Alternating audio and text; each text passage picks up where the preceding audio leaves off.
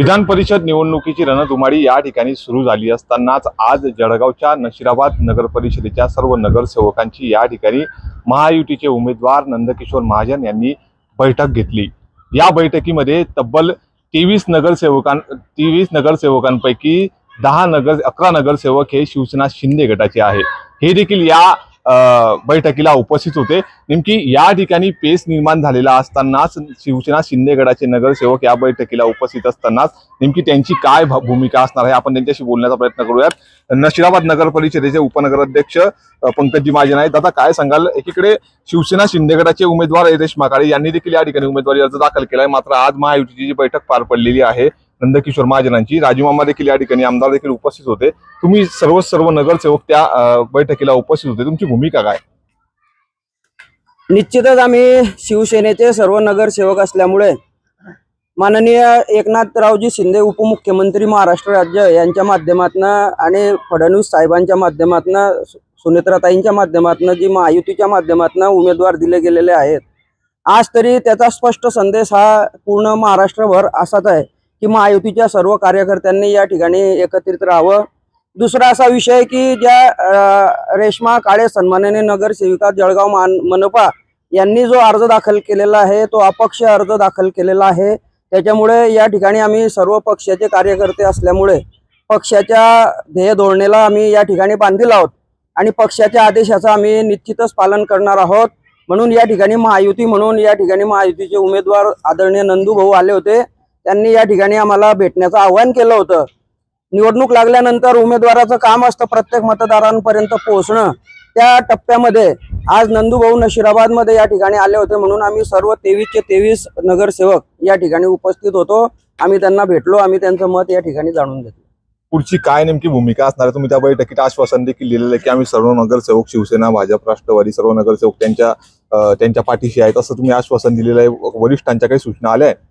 वरिष्ठ आमचे जे आहेत आमच्यासाठी आदरणीय गुलाब भाऊ हे आमच्यासाठी सर्वमान्य, आमच्यासाठी त्यांचा शब्द म्हणजे आमच्यासाठी अंतिम आदेश आहे। आणि माननीय नामदार एकनाथरावजी शिंदे साहेब आणि गुलाब भाऊ यांचा जो शब्द आहे तो आमच्यासाठी अंतिम असेल आणि तो निश्चितच या ठिकाणी महायुतीच्या बाजूने असणार आहे। याचा आम्हाला या ठिकाणी ठामपणे आपल्याला सांगावंसं वाटतं की आदरणीय गुलाब भाऊ सुद्धा या महाराष्ट्राचे नेते आहेत, महायुतीचे नेते आहेत आणि म्हणून आम्ही या ठिकाणी महायुतीच्या बाजूने आहोत।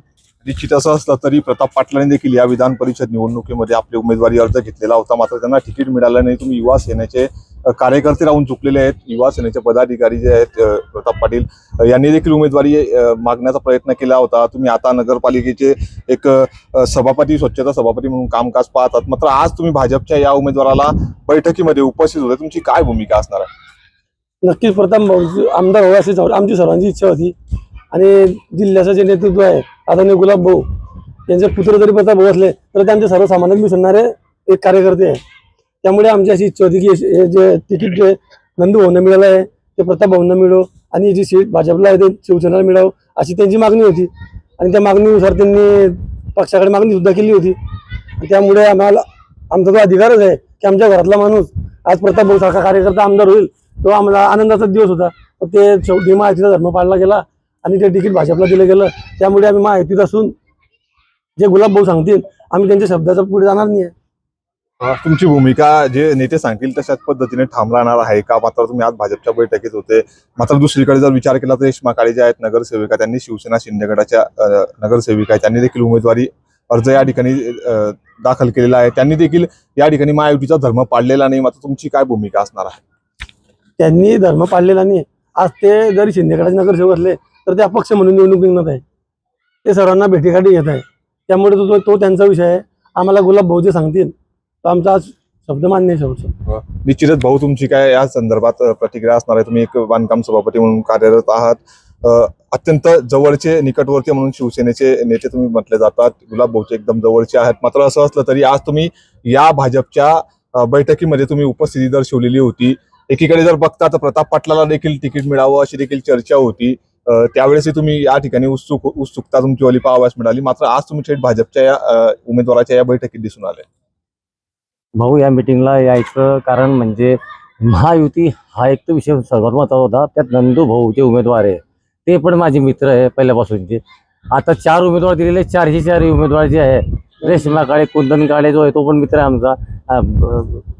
आणि दादा आमचे भुसावळचे ते मित्र आहेत, शरद दादा, हे सगळे आमचे 4 मित्र आहेत. परंतु आम्ही आलो आम्हाला माहिती मीटिंग म्हणजे काय असते, फक्त एक ते मत मागायला आलेले आहे, आम्हाला मत द्यायचं आहे उद्या. परंतु आम्हाला जी होती गुलाब भाऊंचा जो आदेश येईल त्या आदेशावरती आम्ही 23 लोक जे होते जवळचे, त्यामध्ये सगळे 23 जमा झालेले आहे. त्यात फक्त 2-4-5 लोक भाजपाचे, त्यांचा जो येईल शेवटी त्या भाऊंचं नाही ऐकणार. परंतु आजपर्यंत शेवटचा विकास हा गुलाब भाऊंनी केला. गुलाब भाऊने आजपर्यंत आम्हाला 300 कोटीपर्यंतची कामं दिली गावात. येणारा आमदार काय देणार आहे निधी आपल्या गावाला, हा आम्हाला जो विषय माहिती नाही आहे. परंतु भाऊंच्या भरोशावर गाव चाललं आहे आजपर्यंत, त्यामुळे आम्ही भाऊंच्या शब्दाच्या पुढे जाणार नाही आहे. मग ते शेवटी काहीही हो, मग मित्र जरी असले आमचे नंदू भाऊ, तरी आम्हाला मतदान भाऊनी सांगितलं आम्ही करणार नाही आहे.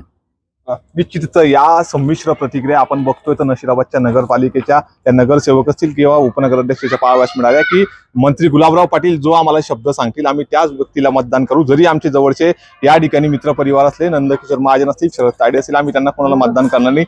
शेवटी शिंदे गटाचे नेते जे आहेत गुलाबराव पाटील, ते ज्या पद्धतीने या ठिकाणी भूमिका आम्हाला घ्यायला सांगतील तशाच पद्धतीची भूमिका आम्ही या ठिकाणी घेऊ.